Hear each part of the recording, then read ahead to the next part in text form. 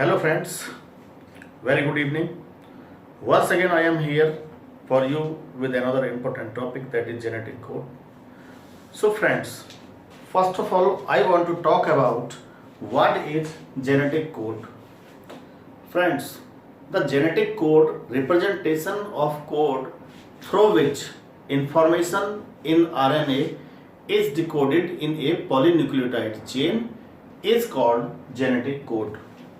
Friends, during replication and transcription, a nucleic acid was copied to form another nucleic acid. Hence, this process are easy to conceptualize on the basis of complementarity. The process of translation requires transfer of genetic information from a polymer of nucleotides to a polymer of amino acids. So friends, as you know that polymer of amino acids are called proteins. So directly we can say that the transfer of informations from from nucleotides, polymer of nucleotides into polymer of polypeptides or polymer of proteins. We can say that like this. So neither does any complementarity exist between nucleotides and amino acids, nor could they be drawn theoretically. So friends, there exist simple evidences or ample evidences to support the notions that change in nucleic acids were responsible for change in amino acids in proteins. So this led to propositions of a genetic code. This led to proposition of a genetic code that could direct this sequence of amino acids during synthesis of proteins. So with the help of this code, you just look the codons for the various amino acids. Various amino acids together forms these codons. But if determining the biochemical nature of genetic code or genetic material and the structure of DNA was very exciting. The propositions and deciphering of involvement of scientists from several disciplines like physicists, organicists, biochemists and geneticists, we can say molecular biologists. So all these disciplines, one of them, a physicist, he was George Gamow. A physicist, he was George Gamow, who asked that since there are only four bases, and if they have to code for 20 amino acids,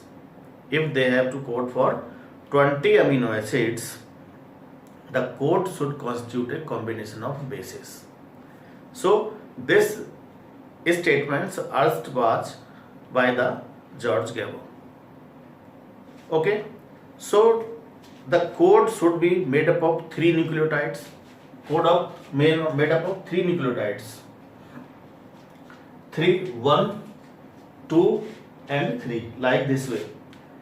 First position nucleotides, these are UCAG, these are first position nucleotides, and again UCAG, these are second position nucleotides, and that third position of nucleotides. So in this way, this was a very bold propositions, because a combinations of 4 cube would generate 64 codons, generate many more codons than required. So providing proof that codon was a triplet. How can we say that codon was a triplet? Because codon is made up of 3 bases. So providing proof that the codon was triplet was more daunting task. The chemical methods developed by Hargobind Khurana was instrumental in synthesis RNA molecule with defined combination of bases, homopolymers and copolymers. So just we are talking about particularly those scientists who are involved to forming code or to making codes. So second one is Marshall Niren work, a cell-free system for protein synthesis, finally helped the code to be deciphered. Severo-Ochoa, third one is Severo-Ochoa enzyme synthesis. So polynucleotide phosphorylase enzyme was also help in polymerizing RNA with defined sequence in template independent manner. So Severo-Ochoa proceeds enzymatic synthesis of RNA. Finally, checkerboard for genetic code was prepared, which is already in front of you made. So now we are talking about the salient features of genetic code.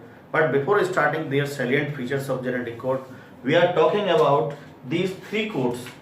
One this codes and one. These three codes and this codes.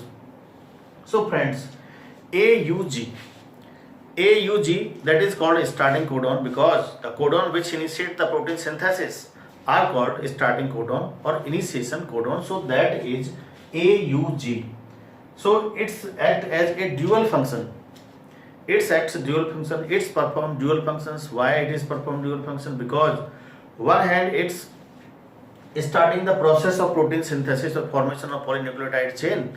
Other hand, it's provide the code for methionine. The code for methionine. So that's why this code is called as starting codon. Now we talk about these three codons.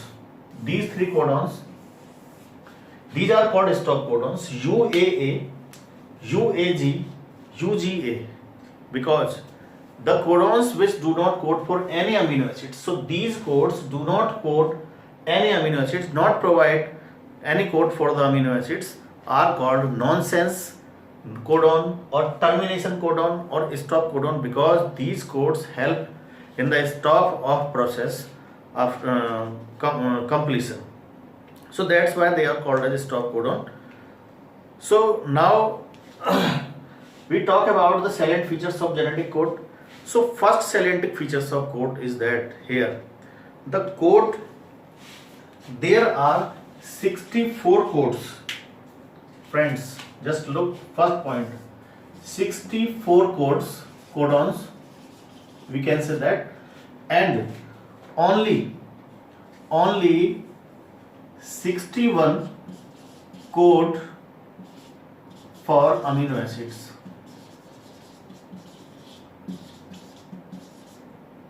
For 20 amino acids, we can say that 20 amino acids, only 61.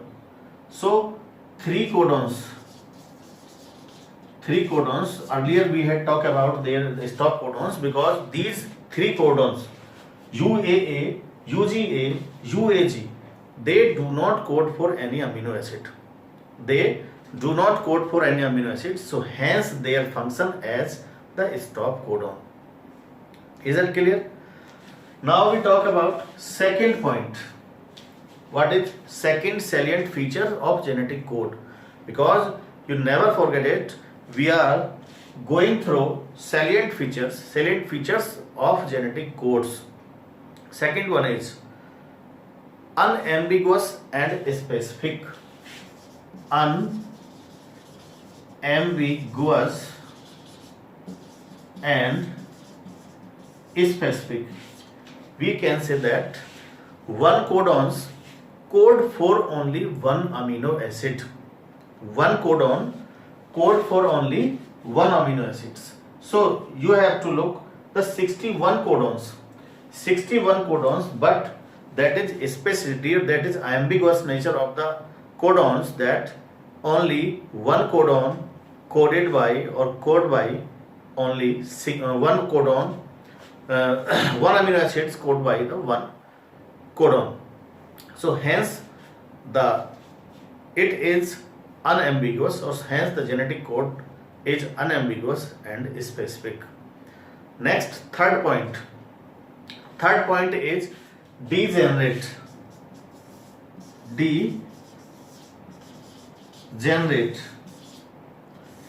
What does it mean, degenerate? Unambiguous and specific. It means one codon codes for only one amino acids, so just vice versa. some amino acids are coded by more than one codon. Some amino acids are coded by more than one codon, hence the code is degenerate. Hence the code is degenerate. You just look here. For example, UUA, this code coded leucine, this code also coded leucine, this code, all these codes code for the leucine. So one amino acids are coded by more than one codon, so hence the code is degenerate. Code is degenerate. Third point, third one is that the codon is read in mRNA. Codon is read in mRNA in a continuous fashion. Continuous fashion means there are no punctuation. You have to see in the translation we have to use a lot of punctuation, comma and so forth. But here code have no punctuation, no comma. So code is commaless, we can say that. Code is commaless. So codon is read in mRNA is in a continuous fashion. Continuous fashion means if suppose we think that here this is the code UAA U. So one code, second code, third code, next UUG. So this is the strands of mRNA. So this one is the mRNA strand and their polarity is 5' to 3'. So code no comma. When we are reading this UAA UUG. So in this way we can say that code is commaless. There are no punctuations between the code. Fifth point that is here. The code is universal. Code is, this genetic code is universal. Universal. Why it is universal? Because except very few, universal, nearly universal, we can say that code is nearly universal. Near to universal or nearly universal. Why it is so? Because except very few organisms like some protozoans and mitochondria. Mitochondria, as you know, that powerhouse of the cell. So mitochondria has own code, but some protozoans are also have own code. So that's why this genetic code proposed by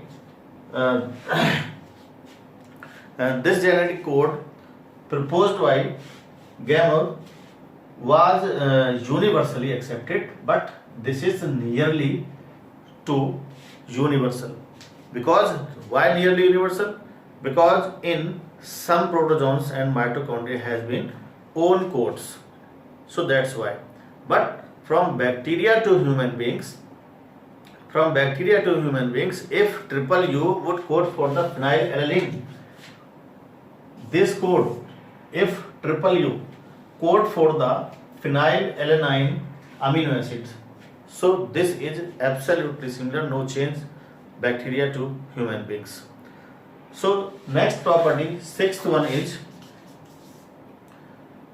start codon. Already we had discussed about starting codons, that is AUG, that code for the methionine. So it functions as the dual. So has dual function because it code for the methionine, and it also acts as the initiator codon because it helps always in the starting of process of formation of polynucleotides of protein. Polypeptides of proteins. So all these are the specific or salient features of genetic code. Again, I am going to revise. So first one, There are 64 codons, only 61 codons code for the amino acid, but 3 codons do not code any amino acid. So that's why these 3 codons are called as stop codons, nonsense codons or termination codons. Second one is one codon codes for only one amino acid, so hence it is unambiguous and specific in nature. That is second point or second salient feature of the genetic code. Third one is it just vice versa of the second point. Some amino acids are coded by more than one codon, hence the code is degenerate. Because some amino acids are coded by more than one codon. So code is commaless because when the codon is read in the mRNA in a continuous fashion, so that's why no punctuation, no comma. We can say that the code is commaless. Next point is the code is nearly universal. For examples, from bacteria to human, it typically code for the phenylalanine. So in all organisms, it always codes for the phenylalanine. So next one, code nearly universal. Why it is called? Because in some protozoans and mitochondria have own codes, so that's why it is nearly to universal. Next point, next salient feature is that is AUG is a starter codon that has dual functions, because one hand it starts the process of polypeptide chain formation and other hand it's code for the methionines. So these are the salient features of genetic codes.